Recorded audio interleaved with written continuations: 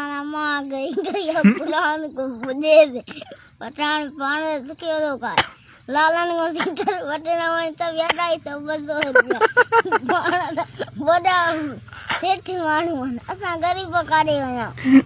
इमरान खान जो तो महंगाई न तव्हां जो महंगाई असां जो महंगाई इमरान खान में सारी महंगाई अञा त लख करोड़ पिया आहिनि के ग़रीबनि लाइ 5-5 हज़ार हर हिकु नंढे ॿार खे विझंदे ॿियो त कोन ॾियनि पर हे बि नथा ॾियनि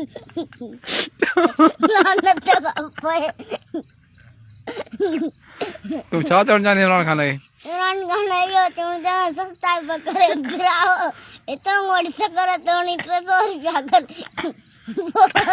हर को गरीब सुधरी वञे 300 करे या 300 आहे हाणे 300 करे हाणे त 3000 न वेगन जो किरायो 100 रुपया आहे 120 रुपया वेगन जो किरायो उनमें वरी लहण मां धिका लाजन बि आई आहे इज़त न आहे इज़त को बंडो आहे को टुंडो आहे कंहिंखे जॻह कोन्हे पोइ गरीब काॾे वञे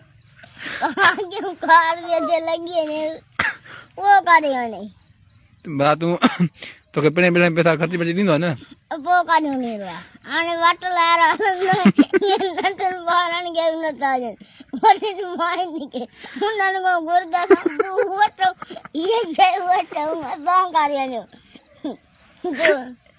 और पहिने इमरान खान खे छो उन भला कम कान इमरान खान जो तो ॻाल्हाए यार वॾा ॾाढा भला कम कया तोखे लटा नवां पातल पिया आहिनि ये लटा नवां कमाई रहा था देखो इमरान खान ये ना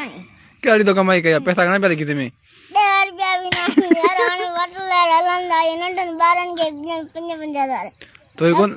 तोखे कोन था मिलनि पिया कॾहिं था मिलनि पिया तूं सिंध हुकूमत में कहिड़े बिल कंदे साईं आयो मुराद अली शाह या आसिफ ज़रदारी खां असांखे इहो चवणु त सस्ताई पिया कनि हा किरायो 100 रुपया 300 रुपया कनि हा इहो कनि बसि इहा महिरबानी कनि सस्ताई पिया कनि सस्ता पिया कनि महांगाई आहे ॾाढी को गरीब ख़र्च वठणु वञे थो 500 रुपया पैसे वारे खे माण्हू ॾिसे थो गरीब खे ॾिसे ई नथो थुकां था तव्हांजो नालो असांजो नालो नवाज़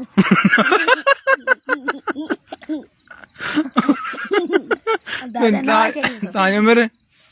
तव्हांजी उमिरि असांजी उमिरि 150 साल वरी ख़बर हूंदी आहे न यार ख़बर न थी आहियो इहा ज़िंदा अलाह साईं जो करम आहे जय पैसा कोन्हनि खे हयाती वॾी आहे तोड़ पैसो बीहे ई कंदो आहे पैसो बीहे ईंदो यार छो काढ़ो छा कयूं आइनी कोन न पियो जे न छा पी बि कोन ॾे पियो न यार पोइ तूं हाणे तुंहिंजी छा थींदो हाणे तोखे पैसा किथां ईंदा इहो इमरान खान जो बिल गाड़ी त मोकिले के पैसा घणा मोकिलाई पैसा 5-5 हज़ार करे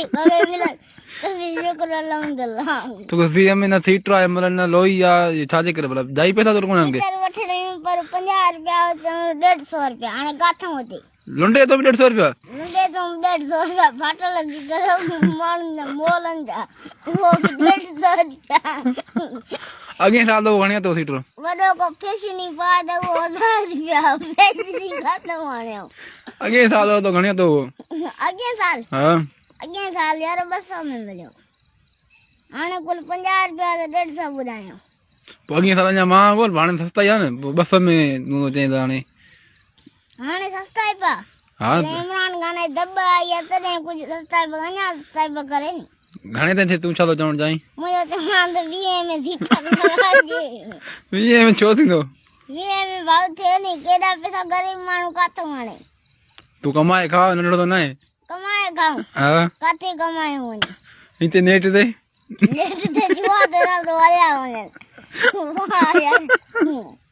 इन मां मंद चाट आयो